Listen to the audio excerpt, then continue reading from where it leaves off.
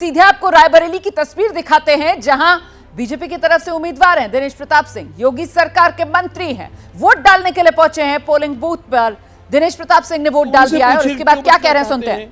अगर इसमें कोई संदेह हो कि राहुल गांधी जी के दादा का नाम फिरोज खान था जो रायबरेली के पहले सांसद थे, तो उन्होंने आज तक रायबरेली में आकर के अपने दादा का नाम क्यों नहीं लिया और दादी का नाम, नेहरू जी का नाम, पिताजी का नाम, सबका नाम ले रहे हैं, तो बीच में उनको क्यों छोड़ दे रहे हैं।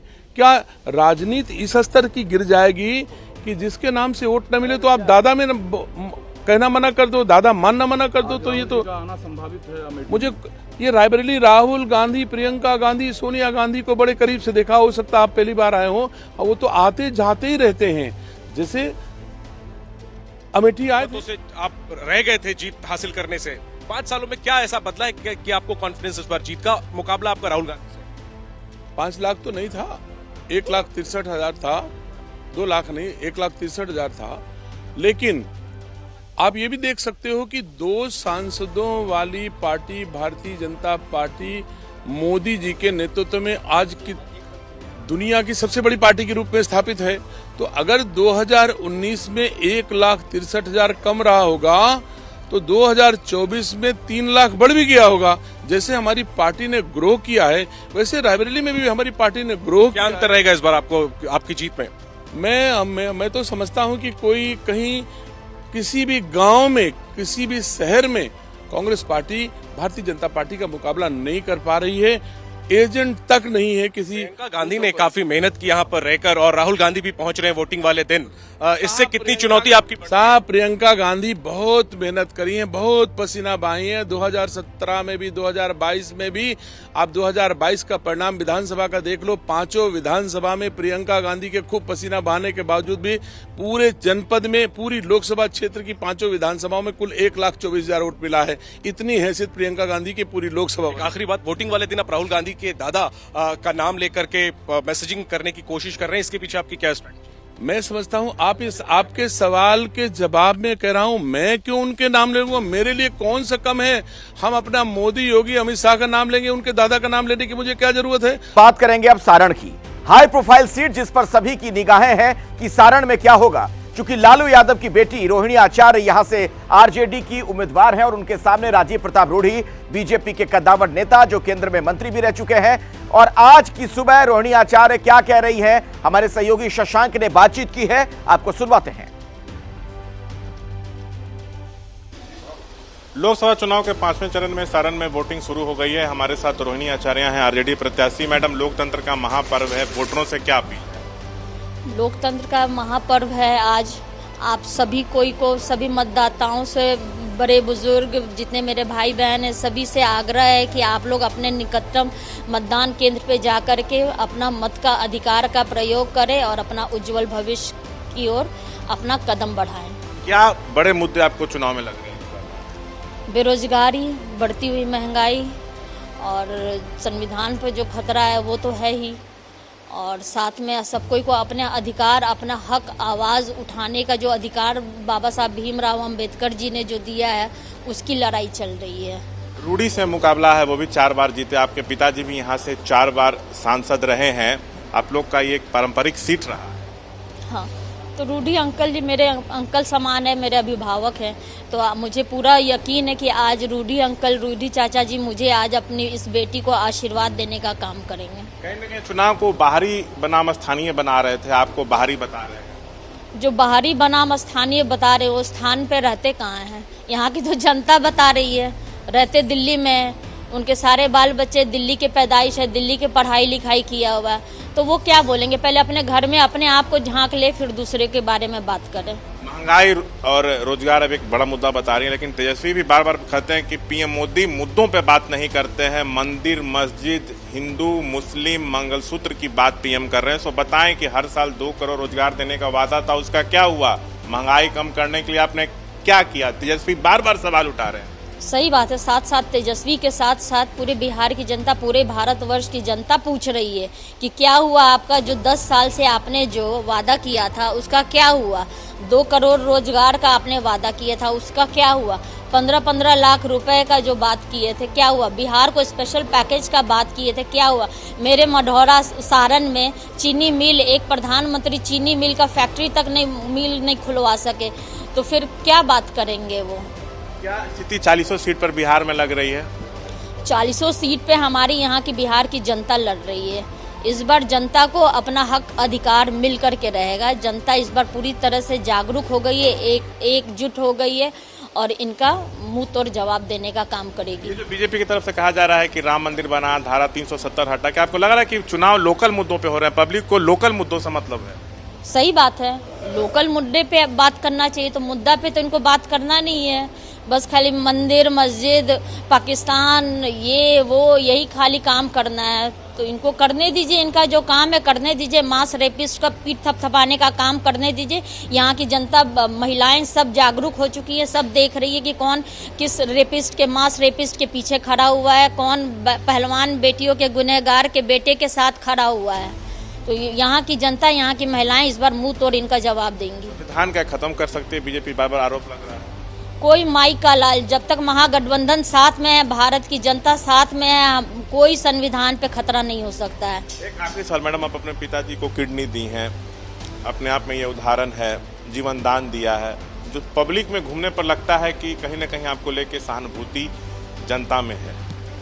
देखिए, पिता को जो किडनी दी है, ये मैं अपने मुंह से मैंने कभी नहीं बोला है। ये यहाँ की जनता, यहाँ के प्रेस वाले ये हर बार बोलते हैं कि आपने पिता को किडनी दिया। मैंने तो अपना बेटी धर्म निभाया है। तो बेटी धर्म कौन नहीं चाहेगा कि इस कलयुग में श्रवण को बेटी पैदा हो हर एक के घर में। तो ये तो हर एक माता पिता सोच रहे होंगे ना, हर एक भाई बहन मुझसे सीख रहे होंगे कि कैसे अपने माता पिता का सेवा करना चाहिए, कैसे बड़े बुजुर्गों का आदर सत्कार करना चाहिए। लालू जी 4 बार रहे तो कई काम उन्होंने भी किए। रूडी जी कहते हैं हमने भी विकास का काम किया, सड़क बनाया, नेशनल हाईवे बनाए, गैस पाइपलाइन घर घर गया। सो मोदी की गारंटी, नीतीश का न्याय के साथ विकास और सारण में रूडी की गारंटी, ये 3 चीज बात हो गया। लालू जी कभी अपने मुंह से नहीं बोले कि मैंने ये विकास किया। लालू जी ने जो किया धरातल पे दिख रहा है, सारण की जनता देख रही है, पूरे भारतवर्ष की जनता देख रही है कि लालू जी ने यहाँ पे रेलवे के 2 कल कारखाने देने का काम किया, जेपी यूनिवर्सिटी देने का काम किया, पुल पुलिया, रेवा पुल सब बनाने का काम किया, और साथ ही में भाई तेजस्वी ने यहाँ पे डबल डेकर का देने का काम किया। और उस डबल डेकर को रूडी जी 10 साल से दबा करके बैठे हैं, उसको बनने तक नहीं दिया है। यहाँ तक कि डबल डेकर के नीचे जितने भी लोग थे उन सबको मुआवजा के तौर पे 32 करोड़ रुपए भी देने का दान देने वाली लालू की लाडली बेटी इसी नाम से इस बार चुनाव में मशहूर हो रही है। पहली बार चुनाव मैदान में है, पहली बार सारण सीट से चुनाव लड़ रही है। चलते हैं ओडिशा, पूरी प्रधानमंत्री नरेंद्र मोदी रोड शो कर रहे हैं। हमारी सहयोगी मनोज्ञा लोईवाल वहीं पर मौजूद है। जी मनोज्ञा, जरा तस्वीरें दिखाइए और उत्साह दिखाइए लोगों का। बिल्कुल रोमाना, आज मैं पूरी से कहूं में होते हैं तो उसी से शुरुआत।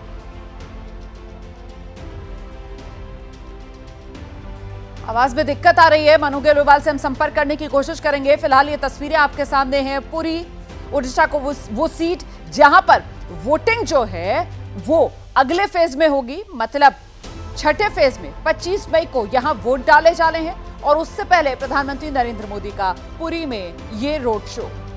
पुरी में बीजेपी की तरफ से जो उम्मीदवार बनाए गए हैं वो बीजेपी के प्रवक्ता डॉक्टर संबित पात्रा हैं और बीजेडी ने अपने सिटिंग एमपी को बदलकर यहां से चुनाव मैदान में इस बार एक और चेहरे को मौका दिया है। तो एक तरफ छठे चरण के लिए जो प्रचारकरण है वो भी जोर पकड़ता हुआ नजर आ रहा है। सुबह सुबह ही प्रधानमंत्री नरेंद्र मोदी ओडिशा के पुरी में रोड शो करते हुए नजर आ रहे हैं और वहीं दूसरी तरफ 5वें चरण के रण के लिए वोटिंग का सिलसिला सुबह 7 बजे से शुरू हो चुका है। 10 मंत्री मोदी मंत्रिमंडल के, जिनकी किस्मत का फैसला आज ईवीएम में कैद हो रहा है। ये 7 चरणों में सबसे छोटा चरण है इस बार के लोकसभा चुनाव का। महज 49 सीटें हैं जिस पर आज वोट डाले जा रहे हैं। और ऐसे में जरा तस्वीरें आपको दिखा देते हैं। मुंबई आपको लेकर चलेंगे, जहां नॉर्थ सेंट्रल सीट से बीजेपी ने इस बार सिटिंग एमपी पूनम महाजन की जगह उम्मीदवार उज्जवल निकम को बनाया। और उज्जवल निकम आज मतदान वाले दिन घर से बाहर निकलने से पहले देखिए किस तरीके से पूजा अर्चना के बाद तिलक लगाकर उज्जवल निकम को घर से बाहर जब वो जा रहे हैं तो उसकी उन्हें विदाई दी जा रही है।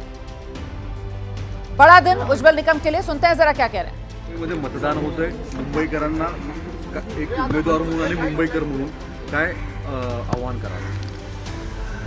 लोकशाहीमध्ये मतदान हा एक उत्सव असतो आणि या उत्सवात प्रत्येक नागरिकाने सहभाग होणं अपेक्षित आहे। लोकशाही सुदृढ़ व निरोगी असण्याकरता तो उज्जवल निकम को आप सुन रहे हैं जो कह रहे हैं कि आज मतदान का दिन लोकतंत्र के उत्सव का दिन है और अपील यही की जा रही है कि अगर आपके इलाके में भी आज वोटिंग का दिन है तो वोट जरूर दीजिए। और जल्दी से आपको लेकर चलते हैं प्रधानमंत्री नरेंद्र मोदी छठे चरण के लिए प्रचार करते हुए नजर आ रहे हैं। पुरी में पीएम का रोड शो जीवन हो गया। जी बिल्कुल रोमाना, आपको बता दें कि रोड शो शुरू हो रहा है। अभी प्रधानमंत्री नरेंद्र मोदी अंदर जाकर पूजन अर्चन करके आए हैं। जगन्नाथ से उनका पुराना नाता रहा है। यहाँ पर 2013 में बतौर मुख्यमंत्री आए थे, उसके बाद 2016 में बतौर प्रधानमंत्री और खुद गुजरात में, क्योंकि आज भी जिस पंडे ने उनकी पूजा करवाई है वो गुजराती पंडा है, यानी कि गुजरात से जो भी आएगा, क्योंकि वो पारिवारिक पंडे हैं जो लगातार पूजन अर्चन कराते हैं। प्रधानमंत्री हर वर्ष जगन्नाथ रथ यात्रा पर विभिन्न कार्यक्रम गुजरात में आयोजित करते रहे, लेकिन आज का रोड शो, अगर आज के रोड शो की हम बात करें तो आज ये लोकसभा कॉन्स्टिट्यूएंसी इस बार उम्मीदवार हैं संबित पात्रा, जो कि साथ में है प्रधानमंत्री अभिवादन करते हुए लोगों का। और यहाँ पर इकट्ठा हुई सुबह 8 बजे के रोड शो में आप कल्पना कीजिए उत्साह लोगों में, जिस तरह की भीड़ इकट्ठा हुई है। और वहीं मंत्रोच्चारण के साथ आज इस रोड शो की यहाँ पर शुरुआत की गई है। ये दूसरा रोड शो है प्रधानमंत्री का। इसके पहले उन्होंने हाल ही में भुवनेश्वर में रोड शो किया था और अब पुरी में, क्योंकि पार्टी ये बखूबी जानती है कि इस बार राज्य की एंटी इनकम्बेंसी का अगर सीधा फायदा किसी को होगा तो यहाँ पर उड़ीसा में विपक्ष में बैठी बीजेपी को, जो ये दावा कर रही है कि इस बार बीजेडी के लिए ये अंतिम चरण होगा बतौर सरकार का। नवीन पटनायक के खिलाफ मुख्यमंत्री का चेहरा कौन होगा ये साफ नहीं, लेकिन दावेदारी पूरी की इस बार उड़ीसा में न ही सिर्फ सरकार बनाएगी बीजेपी, लेकिन उसके साथ साथ 10 से ज्यादा सीटों पर भी काबिज होगी। प्रधानमंत्री नरेंद्र मोदी ने कई रैलियां की हैं, लेकिन मैं अगर आज इस रोड शो की खासियत बताऊं, ये देखिए किस तरह से आगे महिलाओं को, यहाँ पर जो कार्यकर्ता हैं और विभिन्न लोग हैं जो साथ में इकट्ठा हुए हैं, यही प्रधानमंत्री नरेंद्र मोदी जगन्नाथ में पूजन अर्चन करके सुबह भोग लगाकर और उसके बाद अब यहाँ पर सबके साथ यहाँ पर उनका अभिवादन करते हुए फूलों की वर्षा जगह जगह से हो रही है। और ये देखिए, ये भावनाओं का भी सैलाब होता है। कई लोग ऐसे होते हैं जो प्रधानमंत्री को देखने आते हैं, मिलने आते हैं। हम जिस मंच पर खड़े हैं उस पर भी खड़ा होना मुश्किल हो जाता है। दोनों हाथों से यहाँ पर खड़ी हुई जनता का अभिवादन करते हुए, उनके साथ अपनी मौजूदगी दर्ज कराते हुए, और साथ ही साथ देखिए आज उड़ीसा में ही चुनाव हो रहे हैं। आज ही नवीन पटनायक की हिजली सीट पर और दूसरी सीट पर भी फैसला हो जाना है कि उनके जीत के खाते में कितनी सीटें आएंगी। 147 टोटल विधानसभा की सीटें हैं, जिस पर इस बार बीजेपी का, प्रधानमंत्री ने एबीपी न्यूज के एक्सक्लूसिव इंटरव्यू में जो भुवनेश्वर में उन्होंने दिया था हमें रोड शो में, उसमें भी यही कहा था कि इस बार सरकार बीजेपी बना लेगी राज्य में। यहाँ पर तो इस दावेदारी के तहत लगातार रोड शोज, वो चाहे उड़ीसा के आज यहाँ पर ही हो, इसके पहले कंधमाल था, उसके बाद बलांगीर, कई इलाकों में लगातार रोड शोज किए गए हैं। और आज का ये सुबह का आप कल्पना कीजिए, सुबह 8 बजे इतनी महिलाओं की भीड़, इतने लोगों की भीड़, और ये हुजूम लगातार चलता हुआ, जो चाहे जो जितनी कोशिश कर ले वो प्रधानमंत्री नरेंद्र मोदी से अपनी नजरें मिलाकर बात करने की कोशिश करता है। ये एक बहुत ही सात्विक शहर माना जाता है। यहाँ पर आप जब भी आते हैं, जैसे भी आते हैं, वैसे ही जगन्नाथ के रंग में रंग जाते हैं। प्रधानमंत्री नरेंद्र मोदी यहाँ पर संबित पात्रा के साथ, जो कि पिछली बार कुछ ही 1% वोट से हार गए थे, लेकिन इस बार दावेदारी में पूरी मजबूती के साथ है, अभिवादन करते हुए, लोगों से मिलते हुए, लोगों का ये देखिए, मैं आपको ये जो तस्वीरें दिखा रही हूँ, ये आवाज लोगों की अपने आप में बताती है कि उत्साह कितना प्रगाढ़ है। साथ ही साथ विधानसभा के उम्मीदवार, आसपास के इलाके के भी सब एक साथ हैं, क्योंकि राज्य के चुनाव है, लोकसभा के चुनाव है। 21 सीटों पर काबिज है यहाँ पर इस बार के चुनाव में, जहाँ पर सिंगल डिजिट में है बीजेपी 8 सीटों पर दावेदारी कर रही है कि इस बार डबल डिजिट तक आने का प्रयास, और उसके लिए मेहनत लगातार। क्योंकि जमीन पर अगर मैं आपको बताऊं कि जो एंटी इनकम्बेंसी राज्यों की होती है, उसे पिछली कई बार नवीन पटनायक की सरकार ने निस्तनाबूद तो कर दिया है, लेकिन इस बार जमीन पर जिस तरह से उत्साह देखने देखने को मिल रहा है। आप देखिए लोग किस तरह से छोटे छोटे मंच बनाकर खड़े हैं। ऊपर जहां तक नजर जाएगी सिक्योरिटी प्रोटोकॉल के बावजूद हर मंदिर पर, हर छोटे छोटे होटल पर, यहाँ पर ये वही सड़क है जहां से रथ यात्रा गुजरती है। ये वही सड़क है जहां से जगन्नाथ का रथ खींचा जाता है। ये वही सड़क है जहां लाखों की भीड़ इकट्ठा होती है और करीब 30 से 40 फीट चौड़ी इस सड़क को भरने के लिए आप कल्पना कर सकते हैं कि ये सामान्य सड़क नहीं है जहां पर आपको भीड़। बिल्कुल, तो ये लोगों का सैलाब। उड़ीसा के पुरी की तस्वीरें देख रहे हैं जहां प्रधानमंत्री नरेंद्र मोदी का रोड शो जारी है। 5वें चरण का मतदान जारी है देश भर में और उत्तर प्रदेश की 14 सीटों पर भी वोटिंग जारी है। इनमें एक प्रमुख सीट लखनऊ, जहां से राजनाथ सिंह खुद चुनाव लड़ रहे हैं। उनके खिलाफ समाजवादी पार्टी के रविदास मेहरोत्रा है। आज ब्रजेश पाठक जब पोलिंग स्टेशन पर पहुंचे, क्या कह रहे थे आपको सुनवाते हैं। आप वोट डालने पहुंचे। विकसित भारत का संकल्प पूरा करने के लिए एक एक मतदाता घरों से निकल करके बूथ तक पहुंच रहे हैं। प्रचंड बहुमत के साथ भारतीय जनता पार्टी आ रही है। मोदी लहर पर ही चुनाव हो रहा है या और भी कुछ इसमें कारण है? देखिए, गरीब कल्याण योजनाएं जन जन तक पहुंची हैं। लोगों का भरोसा बीजेपी पर लगातार बढ़ रहा है। इतनी भीड़ आ रही, राहुल गांधी और अखिलेश यादव की रैली, वो लोग कह रहे हैं पूरा सैलाब आ रहा है। आप इंतजार करिए, ये सब 0 सीट पर से मिटने वाले हैं। जनता ने इन्हें बुरी तरह नकार दिया है। कोई नीति एजेंडा अभी तक ये नहीं बता पाए हैं। अभी यहाँ पर सतीश मिश्रा जी भी आए थे वोट डालने के लिए। बीएसपी से क्या वोट डिवाइड होने खतरा नहीं है आपको पाठक? देखिए, भारतीय जनता पार्टी एक तरफा जीत रही है, कोई दिक्कत नहीं है। आप देखेंगे प्रदेश में 80 की 80 सीटों पर भाजपा आ रही है। 400 पार का नारा अब तो नहीं रह गया है ना, अब तो कुछ मामला 400 पार, एनडीए 400 पार होगा। 4 जून तक इंतजार करिए। दोहरा रहे इस बात को। 4 जून तक इंतजार करिए, एनडीए 400 पार होगा। भारतीय जनता पार्टी 370 सीट पाएगी। आप वेट करिए। बहुत शुक्रिया। और नम्रता जी हमारे साथ हैं, आपको क्या लग रहा है? उत्तर प्रदेश के उप मुख्यमंत्री हैं ब्रजेश पाठक और कह रहे हैं कि 80 की 80 सीटें यहां भारतीय जनता पार्टी जीत जाएगी। 5वें चरण के रण में आज 49 सीटें हैं जिस पर वोटिंग सुबह 7 बजे से शुरू हो चुकी है और दूसरी तरफ प्रधानमंत्री नरेंद्र मोदी 6ठे चरण के रण में प्रचार में पूरी ताकत झोंकते हुए नजर आ रहे हैं। ओडिशा का पुरी, जहां 6th फेज में मतलब 25 मई को वोट डाले जाएंगे, वहीं प्रधानमंत्री नरेंद्र मोदी इस समय रोड शो कर रहे हैं। सीधे आपको लेकर चलेंगे। हमारे साथ हमारे सहयोगी मनोज्ञा रोयवाल इस वक्त मौजूद हैं। मनोज्ञा, पुरी ये वो लोकसभा क्षेत्र है जहां आजादी के बाद से अब तक कभी कमल खिला नहीं और ऐसे में चुनौती बड़ी बीजेपी के सामने, उसी को पार पाने के मकसद से पीएम का ये रोड शो। मनोज्ञा, देखिए ये जो गाने बज रहे हैं और उनके साथ ये गूंज जो है, मैं आपको बता दूं कि यहाँ से जहां तक नजर जाएगी आपकी वहां तक रोड शो चालू है। और जैसे जैसे, क्योंकि हमें इस तरफ इसलिए रहना पड़ता है क्योंकि प्रधानमंत्री के आप जितना करीब जाते हैं नेटवर्क आपका चला जाता है, जैमर्स लगे होते हैं, जिसके कारण वो आपको तस्वीरें हम एकदम करीब से जो दिखा रहे हैं, देखिए आप किस तरह से। तो आपको महत्वपूर्ण बातें मैं बता दूं रोमाना। सबसे पहले उड़ीसा बहुत महत्वपूर्ण है इस बार चुनाव के लिए, क्योंकि एक और जहां पर बीजेडी की एंटी इनकम्बेंसी है, जो कि 2-2.5 दशकों की एंटी इनकम्बेंसी के बाद इस बार किस तरह से राज्य में परिवर्तन की कोशिश कर रही है बीजेपी, और ठीक उसी कारण की वजह से प्रधानमंत्री लगातार रोड शोज कर रहे हैं। एक नहीं, दो नहीं, दर्जनों रैलियां हो रही हैं, हर जिले में लगभग रैली कर रहे हैं। बोलांगीर हो, आज ही सुंदरगढ़ में है जो कि बीजेपी की सीट है, लेकिन उसके पहले भी उन्होंने अभी वहां पर पब्लिक रैलीज की। कंधमाल हो, जहां पर अच्युत सामंत बीजेडी के एमपी हैं, लेकिन वहां पर भी तो चुनौती जिस तरह से जमीनी स्तर पर जो रही है, उन्हें पूरी तरह से निस्तनाबूद करने की बीजेपी की ये कवायद में प्रधानमंत्री ने सबसे आगे लीड ले ली है। प्रधानमंत्री ये जानते हैं कि उनके प्रचार करने से कई सीटों के गणित कमोवेश बदल जाते हैं, और ठीक उसी कारण की वजह से पूरी में अपने भाव से, अपने भाव भंगिमाओं से, अपने लोगों के अभिवादन से और भीड़ से, ये देखिए मैं आपको जो तस्वीरें दिखा रही हूँ, ये हुजूम है लोगों का। क्यों भाई, देखा प्रधानमंत्री को? कैसा लगा? इसके पहले यहाँ पर कभी देखा आपने? नहीं, पहली बार देखा हमने तो यहाँ पे। इस बार जोश किसके? प्रधानमंत्री बीजेपी की आएगी इस बार। 400 देखिए मैं आपको लोगों से बात करवा रही हूँ, और यहाँ ये जिस तरह से लोगों के साथ प्रधानमंत्री जिस तरह से मुलाकात करते हैं, जो बातचीत करते हैं, जो रुककर लोगों से बात कर लेना। उड़ीसा में इस बार के लिए बीजेपी ये बखूबी जानती है कि 21 लोकसभा सीटें हैं। 21 लोकसभा सीटों में 8 पर बीजेपी ने जीत हासिल की थी, 1 पर कांग्रेस और 12 पर बीजेडी। कांग्रेस मैदान में कम से कम उड़ीसा में पिछड़ती नजर आ रही है। जिस तरह से लीडरशिप की यहाँ पर कैंपेनिंग हुई है वो उन सीटों पर हुई है जहां पर कांग्रेस की बढ़त नहीं रही है। ऐसे में उनकी खुद की पॉलिसीज पर आप सवाल उठा सकते हैं।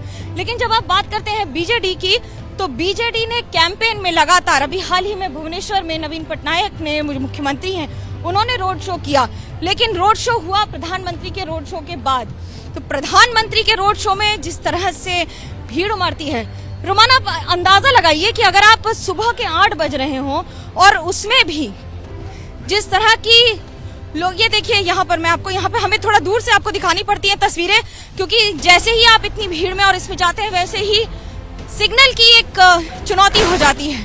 प्रधानमंत्री देखिए यहाँ पर रुककर बातचीत करते हुए लोगों से, अभिभावकों से और उसके साथ मीडिया के लोगों से। बिहार लेकर चलेंगे जल्दी से हमारे सहयोगी अंकित गुप्ता, जिन्होंने अब से कुछ देर पहले बात की है नित्यानंद राय से। लोकतंत्र के इस महापर्व में सम्मिलित हो और भारी से भारी मतदान करें, ज्यादा से ज्यादा लोग मत का उपयोग करें।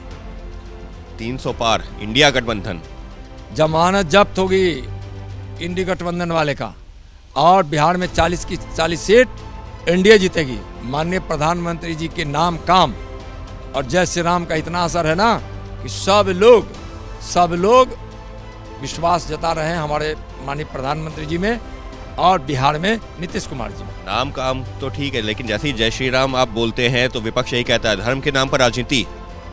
श्री राम किसी धर्म के नहीं, वह मर्यादा के प्रतीक है। यहाँ कण कण में राम विराजे हुए हैं। आरबीआई के गवर्नर शक्तिकांत दास जो हैं वो भी वोट डाल चुके हैं। वोट डालने के बाद क्या कह रहे हैं सुनाते हैं आपको। And if I remember correctly, about 97 crore voters. And just think about the logistics and the arrangements which go into it. The process of voting today was very smooth, and I would like to congratulate the Election Commission of India and all the officials who have been working throughout the country, and in particular in this polling booth where I had the experience, for the excellent arrangements. The logistics are humongous, and I think the arrangements are excellent, and it's a really a moment of pride for every Indian to vote in these elections. Governor, sir, a lot of financial institutions come to you for their requirements. What would be your requirements from the new government? You wait for the next monetary policy, and this is not the place or the time to really comment on issues. I think let's focus on the elections, and I would like to take this opportunity to appeal to every Indian, to every citizen, to every voter to come and cast their vote. Hindi में 2 शब्द कहना चाहता हूँ। ये बहुत एक गर्व महसूस होता है जब हम वोट करते हैं। 140 करोड़ की पॉपुलेशन में 97 करोड़ वोटर्स हैं, और इसमें जो लॉजिस्टिक्स इन्वॉल्व है, जो अरेंजमेंट्स इन्वॉल्व है, वो इतना आसान नहीं है। बहुत बड़ा अरेंजमेंट्स और ह्यूज स्केल में ये इसका अरेंजमेंट्स होता है। सो सारे वोटर्स के लिए, देश में हर एक व्यक्ति के लिए ये बहुत एक मोमेंट ऑफ प्राइड है, और मैं सबको अनुरोध करना चाहता हूँ कि आप जल्दी सुबह से जल्द जाके अपने वोट डालिए। Thank you.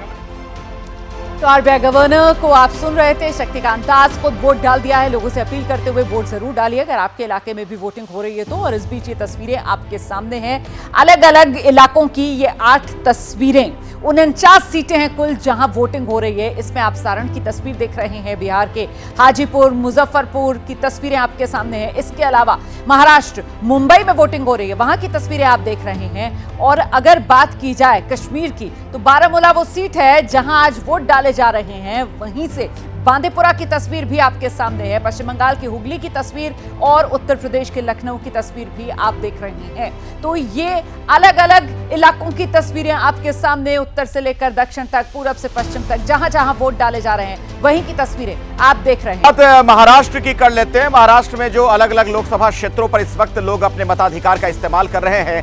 मुंबई की बात करें तो आपको सिलसिलेवार तरीके से मैं दिखाता हूं। 5वें चरण की टक्कर में मुंबई नॉर्थ पर क्यों निगाहें, जरा इसे समझिए। हाई प्रोफाइल सीट है।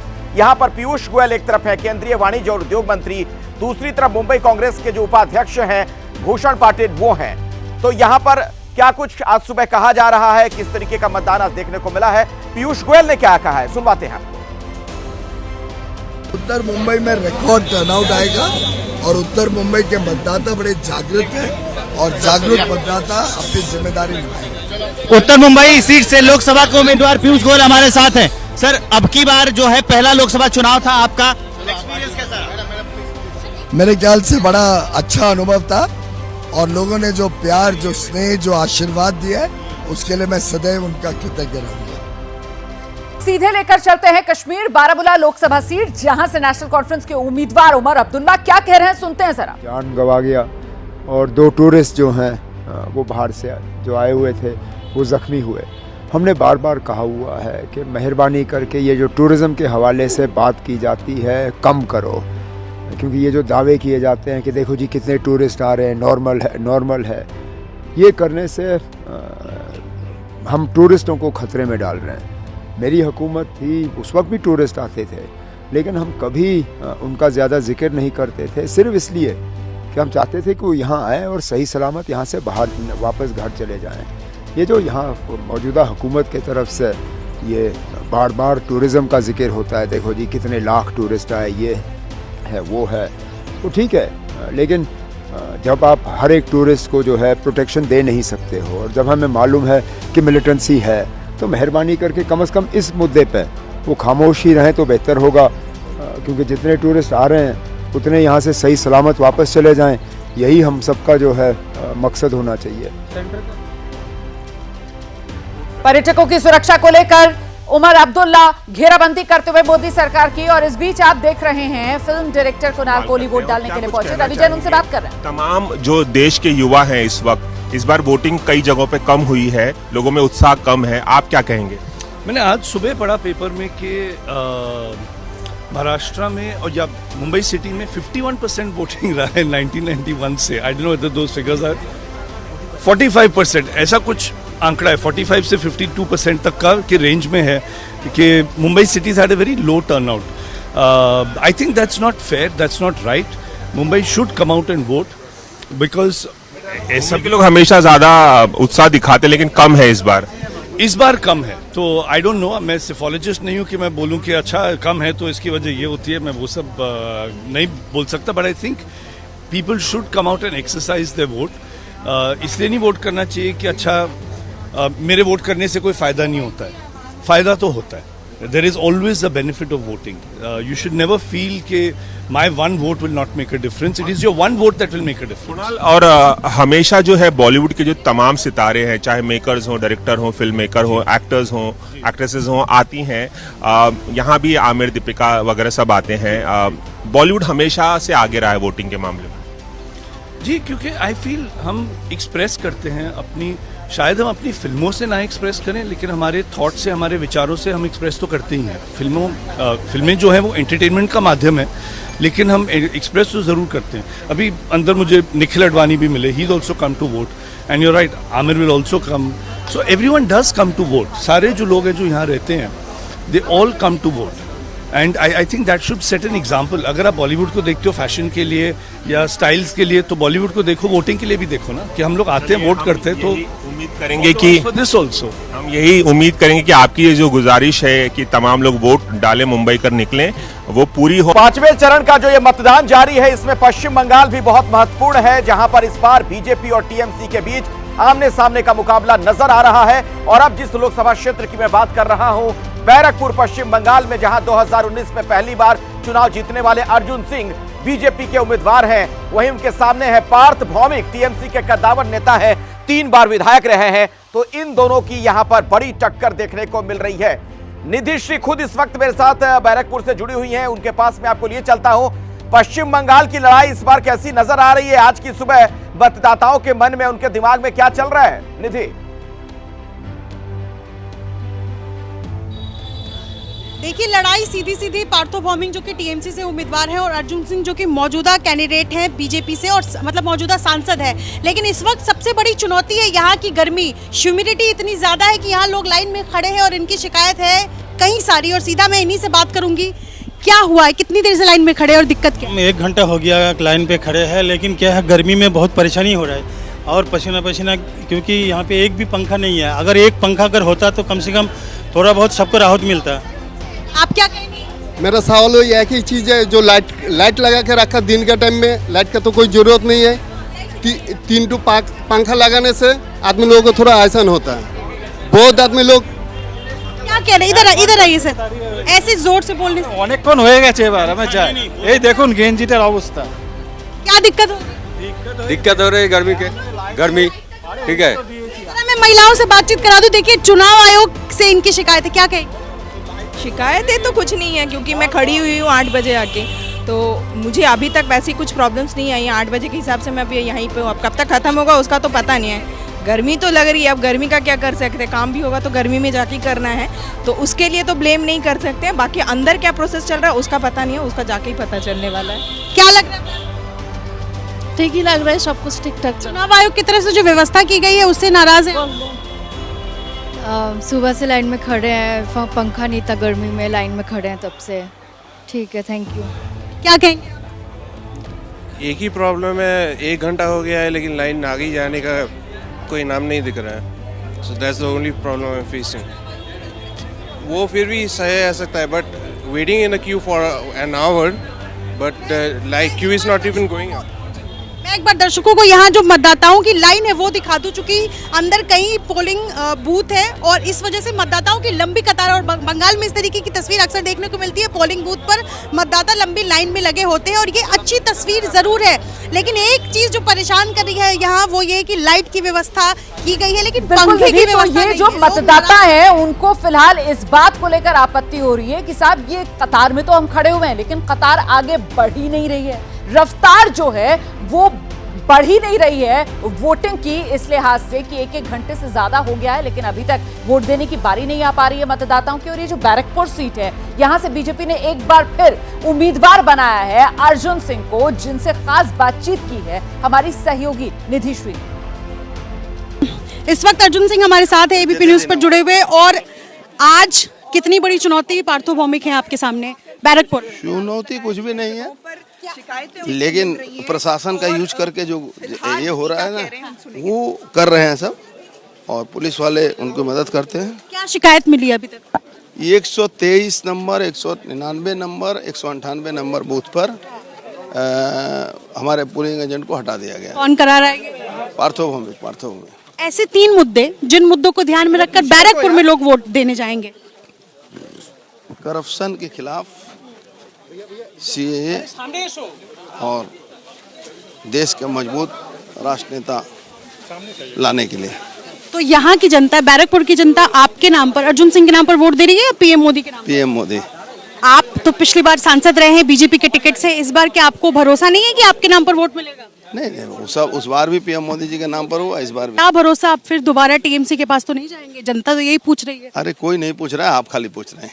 हाँ, क्योंकि लोगों ने देखा है। नहीं, कोई नहीं पूछ रहा है, सबको पता है कि कौन जीता कौन हारा, ये टीएमसी को मालूम हो गया। मुंबई लिए चलते हैं। मुंबई नॉर्थ सेंट्रल की अगर बात की जाए तो यहां पर किस तरीके का मुकाबला देखने को मिल रहा है वो देखिए। एक तरफ आप देख रहे हैं देश के दिग्गज वकीलों में शुमार उज्जवल निकम है, भारतीय जनता पार्टी के टिकट पर चुनाव लड़ रहे हैं। आपको याद होगा कसाब को फांसी के फंदे तक पहुंचाने में इनकी बड़ी भूमिका रही थी उज्जवल निकम की, और मुंबई कांग्रेस की अध्यक्ष वर्षा गायकवाड़ के साथ उनका यहां पर मुकाबला है। चुनौती बड़ी है। हमारे सहयोगी मृत्युंजय ने उज्जवल निकम से आज सुबह बातचीत की है। क्या कह रहे हैं उज्जवल निकम, आपको सुनवाते हैं। हमारे साथ उज्जवल निकम हैं जिन्होंने सिद्धिविनायक मंदिर में भगवान के दर्शन किए मतदान से पहले। सर, क्या कहना चाहेंगे? मैं मेरा आयुष्य का एक सेकंड इनिंग को शुरुआत कर रहा हूं। आज तक कई सालों तक कोर्ट में मुलजिमों के खिलाफ वकालत करता था, लेकिन आज राजनीति में आया हूं और राजनीति से लोगों मतदान का ये इसके लिए आज शुरुआत हो रही है। मतदान करना ये हमारा संविधान ने दिया हर व्यक्ति को अधिकार है, और मैं चाहता हूं कि हर व्यक्ति ने अपना अधिकार बजाना चाहिए, क्योंकि मतदान करना ये एक उत्सव है। भगवान मुझे शक्ति दे और हर व्यक्ति को मतदान करने की ताकत दे, यही मैं आज भगवान से प्रार्थना करने को आया था। आपको जब उम्मीदवारी दी गई थी तभी भी आप सिद्धिविनायक के दर पर आए थे, अभी मतदान के पहले भी सिद्धिविनायक के दर पर आए हैं। क्या कामना लेकर गणपति बप्पा से जा रहे हैं? मतदान करेंगे आप, ईवीएम में बटन दबाएंगे? अच्छे काम करने की मुझे भगवान सुबुद्धि हमेशा दिए, झूठे आरोप जो लगते हैं उससे फेस करने की ताकत दे, और लोगों को मतदान करने के लिए मैं लोगों को आपके माध्यम के द्वारा अपील करता हूं। बहुत बहुत धन्यवाद उज्जवल निकम, जो लोगों से अपील कर रहे हैं कि हमें ताकत मिला है वोट करने का लोकतंत्र में, और ऐसे पर हर किसी को अपने मताधिकार का प्रयोग करना चाहिए। कैमरामैन धर्मेंद्र पांडे के साथ मृत्युंजय सिंह, एबीपी न्यूज, मुंबई। और महाराष्ट्र से उत्तर प्रदेश आपको लेकर चलेंगे, जहां फतेहपुर सीट मोदी की मंत्री साध्वी निरंजन ज्योति एक बार फिर से बीजेपी ने चुनाव मैदान में उतारा है। सामने इंडिया गठबंधन की तरफ से नरेश उत्तम पटेल हैं, और ऐसे में इस लड़ाई में साध्वी निरंजन ज्योति अपनी जीत का दावा कर रही हैं और लोगों से ज्यादा मतदान की अपील कर रही हैं। 5 मिनट के मतदान को लेकर साध्वी निरंजन ज्योति यहाँ मतदान करने आई है, उनसे पूछते हैं कि जनता से क्या अपील होगी। सभी सम्मानित मतदाताओं से अपील है कि इस प्रजातांत्रिक देश में चुनाव का एक अपने आप का महत्व होता है। इस चुनावी महापर्व में निकलें घरों से अधिक मतदान करें। देश को विकसित बनाने के लिए, देश की आध्यात्मिक सांस्कृतिक धरोहर को सुरक्षित रखने के लिए, देश को विश्वगुरु बनाने के लिए, देश की इस माँ भारती को परम वैभव तक पहुंचाने के लिए आए, अधिक से अधिक निकलें, मतदान करें, और यही आपका अधिकार है जब आपको सही सरकार चुनने का मौका मिलता है। 700 पार का नारा कहाँ तक सही हो रहा है? भारतीय जनता पार्टी का कार्यकर्ता प्रत्येक बूथ में लगा हुआ है, और जो नारा दिया है उसको हम पार करेंगे। ये थी केंद्रीय मंत्री साध्वी निरंजन ज्योति, जिन्होंने बताया कि 400 का नारा जो मोदी जी ने दिया उसको पूरा किया जाएगा। और दूसरे बात तो एबीपी न्यूज हमीरपुर।